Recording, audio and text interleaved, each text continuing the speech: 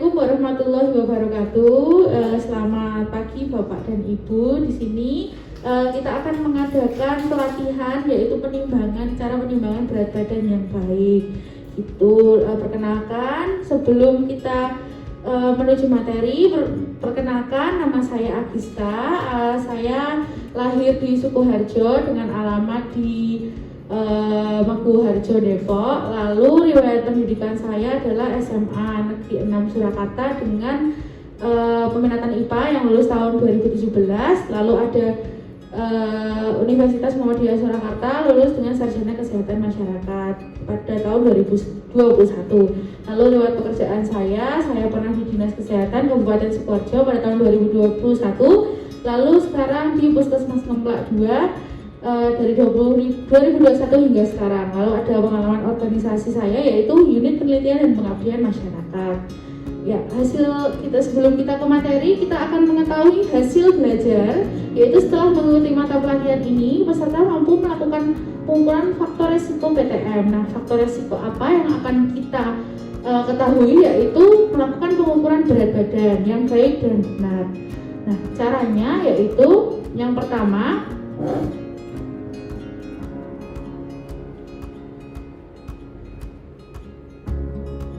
ya, cara mengukur berat badan yang benar yang pertama yaitu timbangan, ada dua, timbangan biasa dan timbangan digital. Lalu kami di sini memakai timbangan digital karena timbangan digital lebih akurat. Ya, cara yang pertama yaitu menempatkan timbangan pada permukaan yang datar. Yang kedua yaitu menginjak timbangan dengan kedua kaki. Jadi jangan naik dulu, turun lagi ataupun naik kaki kanan secara lama baru naik kaki kiri. Nah, sebaiknya secara cepat yaitu satu kaki kanan lalu satu kaki kiri seperti itu.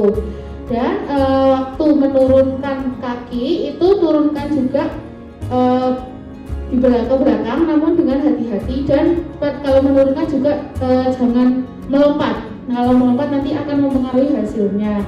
Lalu turunkan kaki secara perlahan, yaitu kaki kanan dulu baru kaki kiri dulu. Jadi mungkin 1 detik jaraknya seperti itu. Untuk yang terakhir, setelah kita melihat di timbangan, yaitu setelah ini kita akan praktek bagaimana cara pengukuran timbangan yang baik dan benar.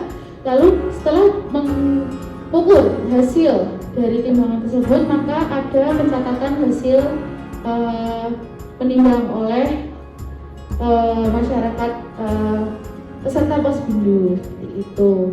Lalu evaluasi dari kegiatan ini yaitu menentukan bagaimana penimbangan berat badan yang baik dan benar.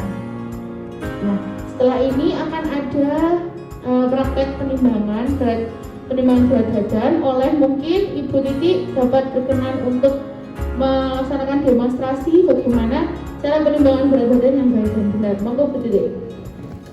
Nah, caranya ya, Bu Titi ini memakai alas kaki ya Bapak Ibu di sini. Nah, memang alas kaki itu tidak diperkenankan pada saat pengukuran timbangan. Jadi nanti Ibu Titi menghadap lurus ke depan dengan lurus dan tidak boleh membungkuk. Yang mencatat hasilnya adalah petugas. Lalu Bu Titi monggo untuk melepaskan alas kaki dan disarankan untuk menggunakan pakaian yang setipis mungkin karena dapat mempengaruhi hasil penimbangan. Lalu monggo Bu Titi untuk menaikkan kaki kanan lalu kaki kiri.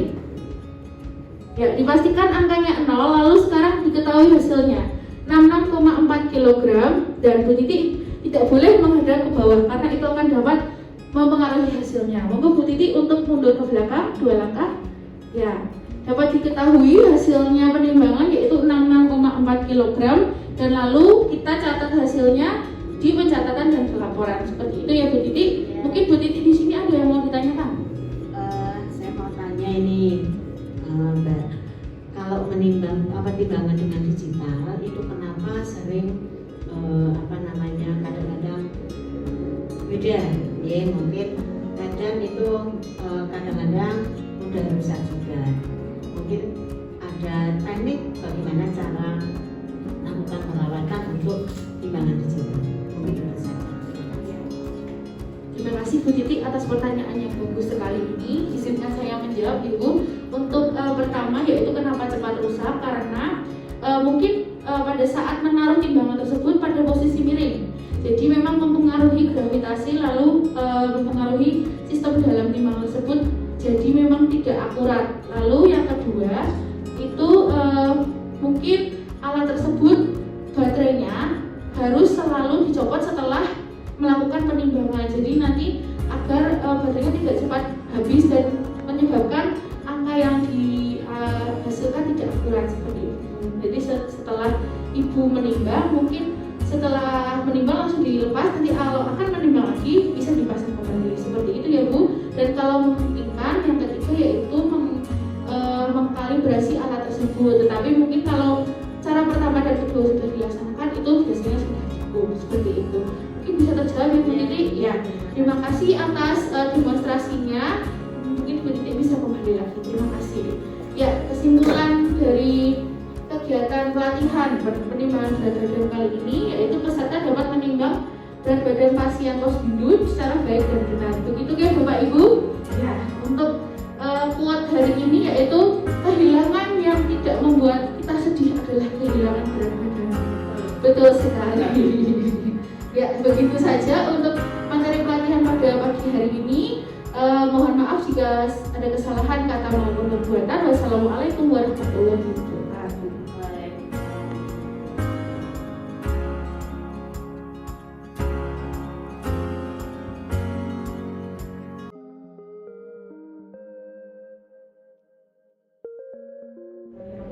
Assalamualaikum warahmatullahi wabarakatuh. Waalaikumsalam warahmatullahi wabarakatuh. Selamat sore Bapak Ibu semua, apa kabar? Baik, luar biasa. Alhamdulillah ya. Baik, ini Bapak Ibu semuanya di sini kita akan ada BIMTEK atau pelatihan ya Bu ya untuk pemeriksaan tekanan darah. Nah, sebelum kita memulai kita perkenalan dulu ya Bu ya, karena apa? Tak kenal maka tak sayang. Ya kan Bu? Biar kenal dulu ya Pak Bu. Ya, di sini saya Rahmi Priya Utami, biasa dipanggil Ami, lahir di Kebumen di tahun 1991. Saat ini saya tinggalnya di Purwomartani dan jadi di sini ada riwayat pendidikan saya. Saya lulusan Fakultas Kedokteran UMS, tahun masuknya itu tahun 2009 dan lulusnya di tahun 2015. Lalu SMA-nya saya di SMA Negeri 1 Kebumen dan di sini riwayat pekerjaannya saya pernah di Rumah Sakit Palang Bongo, Puskesmas Level 1 dan terakhir di Puskesmas Sampar Jawa. Dan ini adalah riwayat organisasi saya Bu, Pak, pada saat kuliah. Nah, baik. Di sini ya Bu ya. Tadi dari pertama awal kita mau pemeriksaan tekanan darah. Apa sih yang diminta ya di sini? Apa sih yang dihasilkan? Peserta mampu melakukan pemeriksaan tekanan darahnya. Darah dari masyarakat yang dilakukan posbindu, posyandu, lansia dan lain-lain. Dan di sini adalah indikator hasil belajarnya mampu untuk melakukan pemeriksaan tekanan darah. Nah, di sini untuk materi pokoknya di sini ada persiapan alat, ada teknik pemeriksaan tekanan darahnya dan ada interpretasi hasil pemeriksaan tekanan darah. Nah, apa itu tekanan darah sih? Bapak Ibu ada yang tahu? Tekanan darah itu Ya, Bu, ada tekanan apa sih? Apa ya, tekanan atas, ada tekanan yang bawah itu loh Bu. Betul ya, itu namanya kalau di bahasa medis adalah sistol diastol ya, dimana adalah tekanan darah itu adalah daya yang diperlukan agar darah itu dapat mengalir ke seluruh tubuh ya Bu ya, dan itu bisa mencapai seluruh jaringan tubuh manusia. Dan di sini untuk cara pengukurannya, di sini petugas mempersilahkan untuk pasien duduk secara rileks. Secara rileks, nanti kita praktek ya Pak Bu ya. Jadi nanti secara rileks bersandar di kursi dengan posisi tegak, tidak banyak berbicara, tidak banyak bergerak. Lalu posisi tangannya itu ditaruh di meja dan sejajar di dada. Itu fungsinya buat apa? Karena keinginan kita si mansetnya itu nanti biar sejajar dengan jantung. Nah, setelah sudah petugas sudah memberikan manset di tangan, di lengan, itu dinyalakan alatnya. Sebelum itu petugas juga memastikan baterainya bagaimana, sudah pas atau belum, layak atau tidak. Setelah itu dilakukan pemeriksaan, hasil dicatat. Gitu ya. Nanti setelah itu ini ya Bu, kita praktek ya. Ini ya yang digunakan tensi, alat tulis dan batu baterai. Baik, ini dulu aja, sekarang praktek dulu aja nggih, monggo. Silakan yang mau dilakukan pemeriksaan. Ini Ibu, Bu Sintan, Bu Titi nggih, monggo. Ibu duduk, nggih, duduk tegak. Lalu tangan ditaruh di sini, kaki Bu menapak di lantai ya Bu ya. Baik. Kita cek dulu ya tensinya. Oke, ini sudah nyala.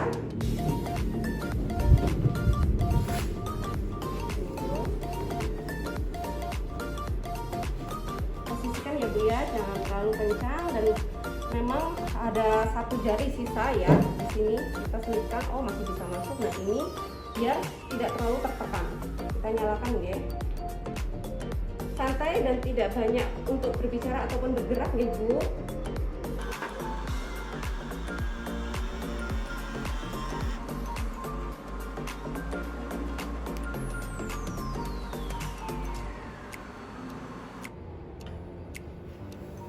Ya, baik, hasilnya 119, bawahnya 74 ya. Di sini masih dalam batas normal. Lalu petugas menuliskan hasilnya nggih. Apabila petugas itu maksudnya masih kayak masih bingung, itu bisa perlu dilakukan pemeriksaan yang di tekanan darah di tangan selanjutnya ya Bu. Bila masih ragu, dilakukan di pemeriksaan tangan yang di sebelahnya, itu menunggu waktu 5 menit gitu. Nah di sini interpretasinya ada yang normotensi, prehipertensi dan hipertensi. Di sini kita akan lebih lanjut, lebih belajarnya nanti ya Bu ya.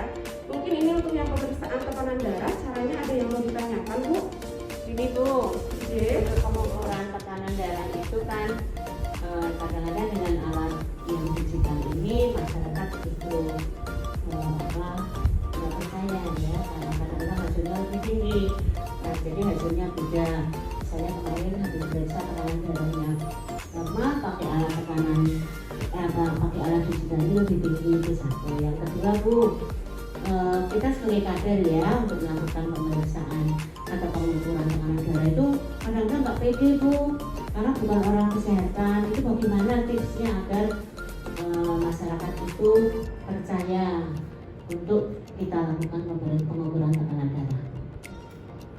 Baik, terima kasih Bu Titi. Saya akan mencoba menjawab ya dari pertanyaan yang pertama. Kenapa kok banyak yang tensinya lebih tinggi dengan menggunakan tensi digital nggih? Itu memang tensi digital sekarang memang yang sangat disarankan oleh Kementerian Kesehatan ya Bu nggih. Tapi banyak yang protes karena tensi tinggi. Itu disebabkan karena sensitivitasnya itu lebih tinggi Bu daripada yang tensi yang manual ya.